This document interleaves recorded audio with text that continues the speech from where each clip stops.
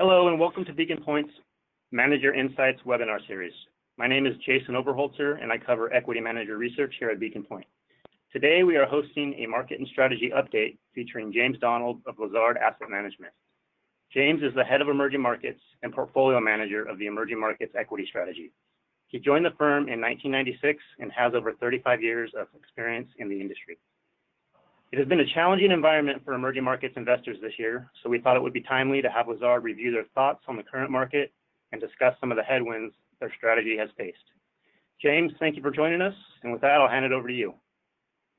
Thank you, Jason, and thank you all for being part of this call. I think it's an appropriate time to talk about this strategy, given that it has been very challenging recently, and we can talk about some of the major factors that have caused this. But on page 1 of our presentation, we talk about our portfolio management team. That remains in place. There have been no changes to that. And our relative value investment philosophy also remains in place. So very, very simply, we believe that companies with relatively high and stable profitability, as defined by return on equity, and relatively low valuations will outperform over the long term. And I'll talk a bit about investment characteristics of the portfolio that have remained very consistent for more than 20 years, a bit later on in this presentation. This is a bottom-up focused strategy. We're looking for companies that are relatively profitable and stable in terms of that profitability over time. And the process remains the same. The first 3 steps are primarily focused on companies and their businesses. The last step of the process looks at all sorts of risks, including governance risk and macroeconomic and political risks that certainly in the last 4 or 5 months have had a disproportionately important effect on markets worldwide, but particularly in emerging markets. On page 2, you can see performance. In recent years, performance has deviated more than usual away from the index, both in terms of underperformance and in terms of outperformance. In 2017, we had a year where growth was extremely in favor. The last time we saw a year like that was really 1999. And 2018, we've seen an interesting situation where, again, expensively valued stocks have continued to do pretty well on the whole, but we've also seen some parts of value, mostly deep value, that have started to do better. Relative value, our style, has not yet started that move, I would say. And markets are difficult because of geopolitical factors that I'll talk about in just a minute. So on page 3, you can see most of the last 3.5 years.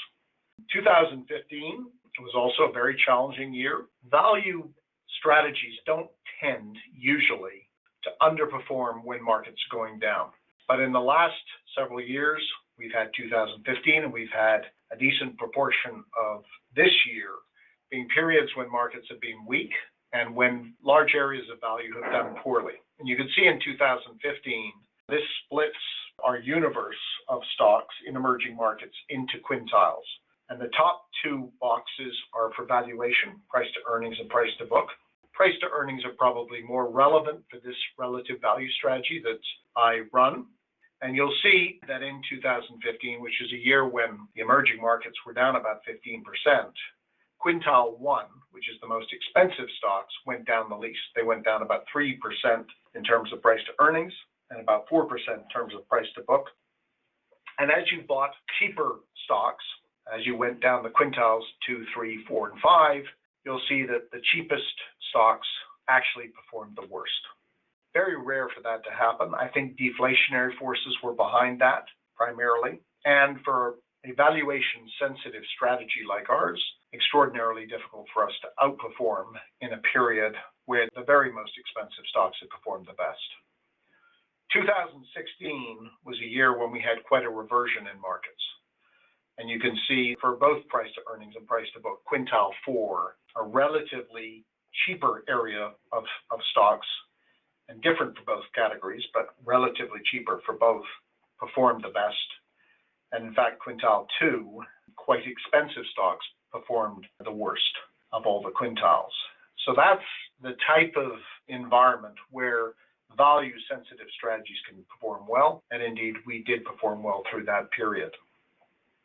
2017, big up market. I think the index was up 37% in dollar terms. You can see again, a bit like 2015, that quintile 1 performed by far the best, and that was the most expensive stocks did the best. And if you weren't in those very expensive stocks, you couldn't keep up. And clearly for a valuation sensitive strategy, that did not work. This year, the first quarter was actually reasonably good for value sensitive strategies. We modestly outperformed the index in the first quarter. In the second quarter, it was much more difficult and has continued to be much more difficult since then. And again, you'll see quintile 1 for the second quarter was performing on a relative basis the best during this period of time, and cheaper stocks in general have been performing worse. You can see for price to earnings, quintile 5 is at the bottom.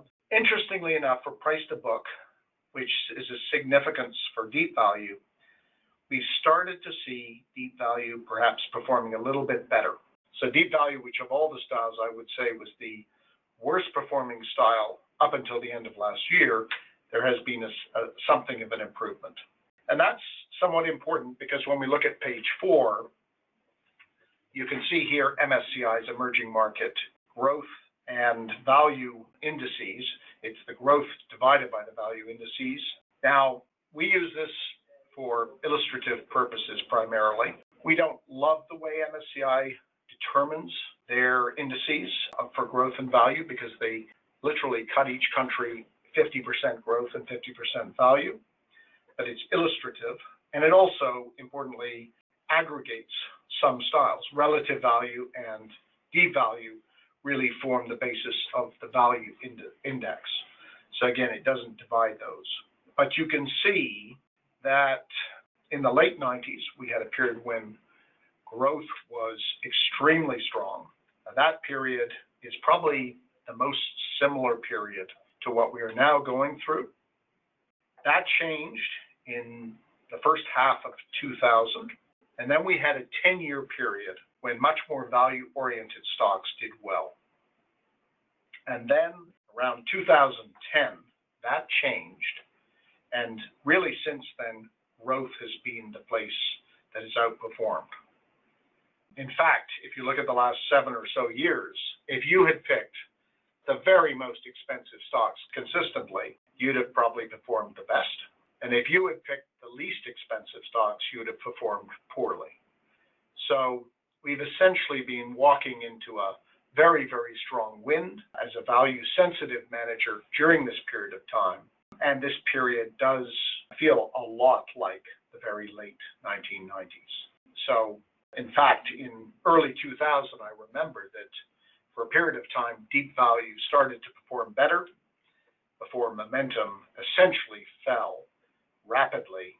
And deep value was probably the best rewarded style for about a year before relative value took over for the next 3.5 or 4 years. At the bottom of page 4, you can see the valuation levels, the price to earnings ratios for the MSCI emerging market value and growth indices. And you can see how elevated the price earnings ratio is for the growth index versus the value index and the emerging market index right now. So again, one can never easily pick a time when something's going to change, but certainly what is going on, I think, indicates an enormous bifurcation in valuation between different areas of the market. On page 5, we're going to talk about the period really since late February, early March, that has dominated markets this year and has been really the biggest reasons for our portfolio's underperformance. And I would divide them really into 3 big things. First one deals with sanctions. Most of that has to do with Russia, but there have been other sanctions that have come into the environment in the course of the last 4 or 5 months, primarily places like Turkey, but there are other countries as well. And these have exacerbated the political tensions around the world, particularly in the emerging market world. The second one is the strong US dollar, and that I think has been a major surprise to markets and has had a very significant immediate term effect on certain countries in particular. And lastly, I will focus on trade, which is also a major issue. So sanctions, first of all, we had sanctions in Russia. We were expecting sanctions at that stage, given various political events and the ongoing investigations into Russian hacking in the US election. The big surprise was that the US introduced SDN, or Special Designated Sanctions, which forces the divestment by US investors in certain stocks. They picked EN Plus and Rusal at that stage. Investors were so surprised. It was a stampede out the door. And I think the reason why the SDN sanctions were put in place was that Trump felt under tremendous pressure from the Mueller investigation and wanted to put through a very tough set of sanctions. We are seeing new sanction ideas being put forward by various groups in Congress right now. These are still being discussed. Most of them don't seem to prioritize SDN sanctions, but they do involve some issues over banks that are controlled by the Russian government being able to transact in US dollars, and also possible restrictions by foreign investors in sovereign debt in Russia. So that is a big reason why the ruble and Russian stocks have been under pressure relatively recently, despite the fact that underneath that, we are seeing the most extraordinary valuations for stocks. We've also seen some sanctions recently in Turkey. This has to do with the initial jailing and then a house arrest of a Turkish pastor. I think the rhetoric between the US and Turkish governments have led to tremendous weakness in the lira in Turkey, and that has caused us to make some significant changes because, quite frankly, we were not anticipating such a major move in that currency.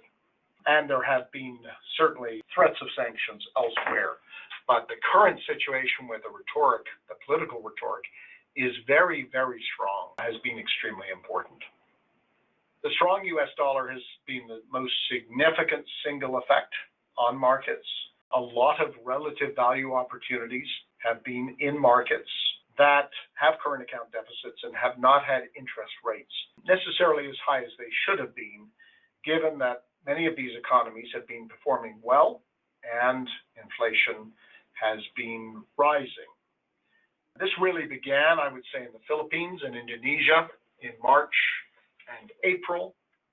Did not really have a very significant effect on the portfolio because we don't have too much in the Philippines, and in Indonesia, the central bank intervened pretty fast.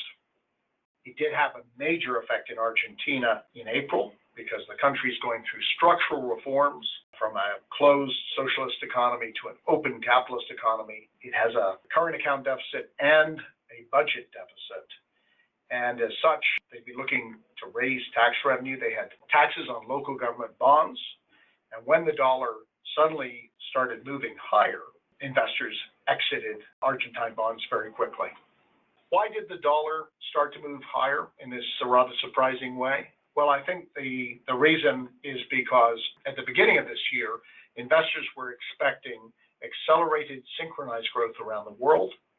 They were expecting interest rates to rise in the US, but they're expecting growth to rise elsewhere just as fast, and probably interest rate increases to rise at a faster pace externally.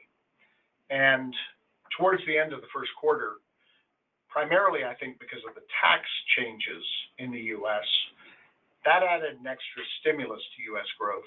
And at the same time, we saw a slight deceleration in economic growth outlook for the international markets. So this relatively small change meant that it was a bit of a surprise for the market, and the dollar was something that investors started to buy at a much faster pace. There have been some big surprises in some of the countries that have been affected. I would say the two biggest surprises have been in Brazil and in South Africa. In Brazil, we have a current account surplus. We have a lot of currency reserves, and we have a lot of foreign direct investment. It's true that there's a budget deficit, but overall the Brazilian economy does seem in pretty good shape. And I think the Brazilian real, was used as a hedge by traders against the weakness of the Argentine peso. Normally, I think it would have been the Mexican peso that would have been used, but given the presidential elections in Mexico and the NAFTA negotiations, traders preferred to use the real. And we've also seen some political noise in Brazil, and very oddly, we've seen the oil price correlate quite heavily with the US dollar, i.e. being very strong for a period of time. And that caused some problems in terms of a trucker strike in Brazil. South Africa also, the South African economy has not been necessarily very fast growth during this period, but we've just seen a change of power in the last 8 months from Jacob Zuma to Cyril Ramaphosa. Our view is that that is a good change. Cyril Ramaphosa has to unite the African National Congress and win the next election, which I think he's capable of doing. But you do have a current account deficit and relatively low economic growth in South Africa. And despite the fact that most of the rhetoric has been positive, there is some land reform, which is causing some instability, but generally the business-friendly rhetoric is in place, but South Africa has been very weak on that. And you may have seen that, I think early this morning, President Trump actually made some comments about land reform in South Africa, which was quite a surprise, and put some pressure on the rand for a period of time. On page 6, you can see the drivers of underperformance since the 31st of March. You can see South Africa is the biggest. Brazil is also very big. Russia significant as well. We have relatively small amount in Taiwan, and that has been relatively stable. It has a big current account surplus. We don't, however, find that many outstanding opportunities given valuations and profitability in Taiwan.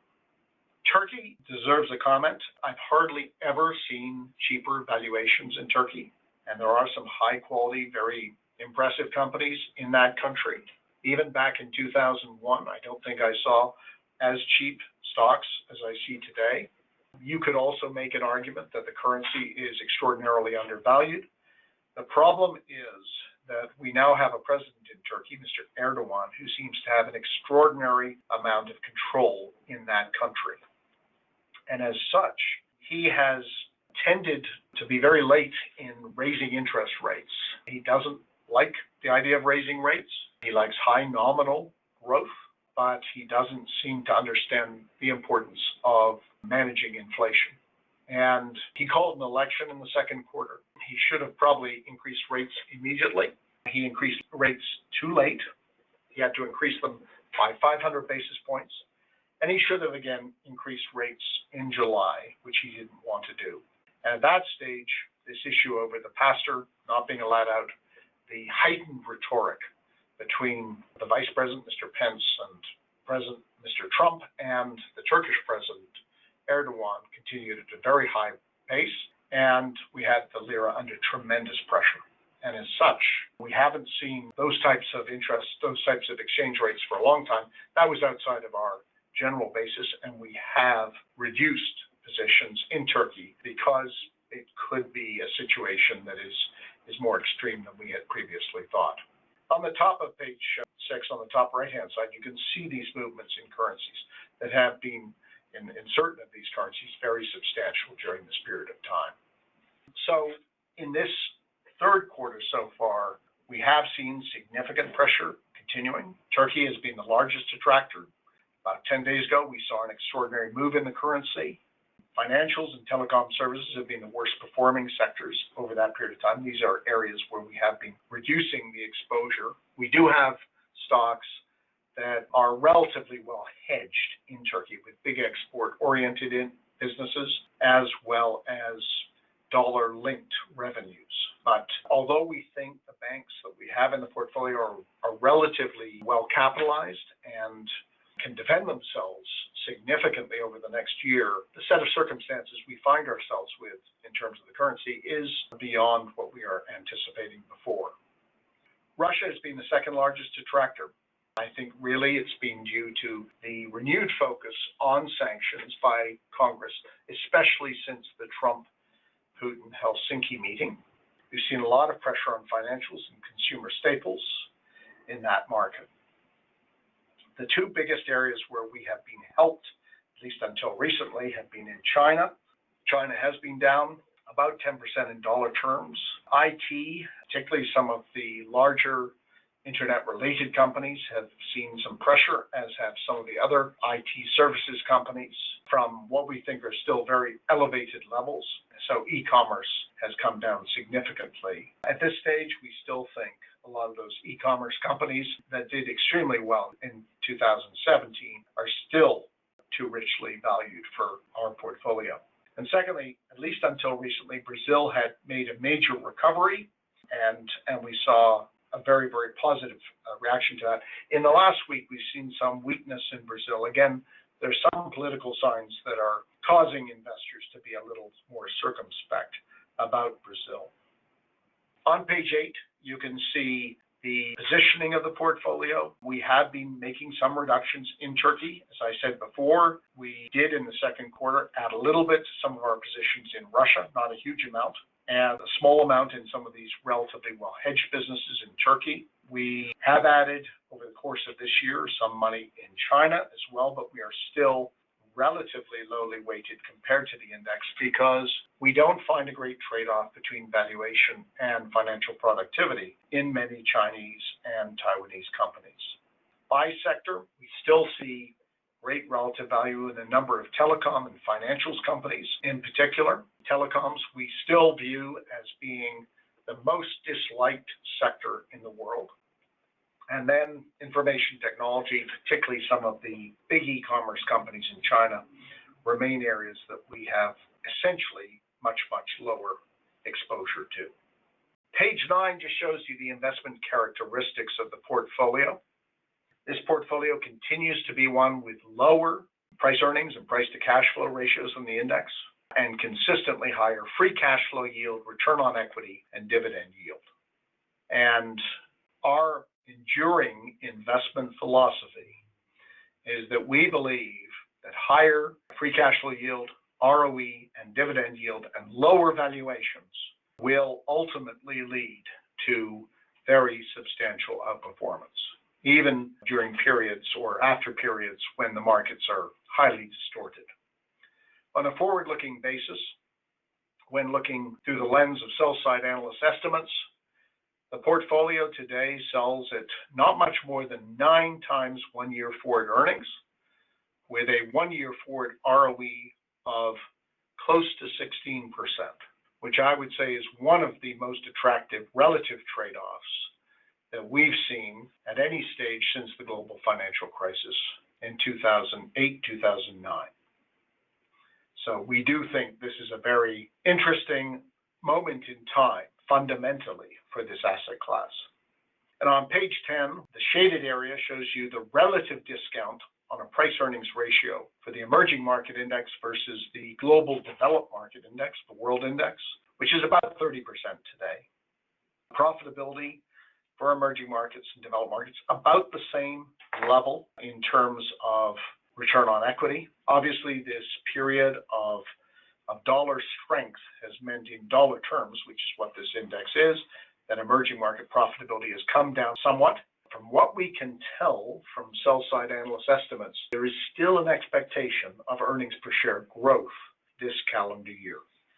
So the key takeaways from this presentation are that political and macroeconomic factors have really dominated emerging market returns, especially since March of this year. And we are still in something of a tempest in terms of the situation. But we still have very strong level of conviction in our relative value investment process. Our markets do go through periods like this. It's been something of a while, I would say, since we've gone through some period like this. I would say this is a period not unlike parts of 1997, 1998. But following that period, there was a very, very strong period of return. And we are very aware of the risks. We have focused a great deal of attention on looking at our risk scores. I would say our risk scores for stocks showed significantly greater discounts in the countries where the vulnerabilities were strongest. But we've reanalyzed that, and we have changed some of those scores even further.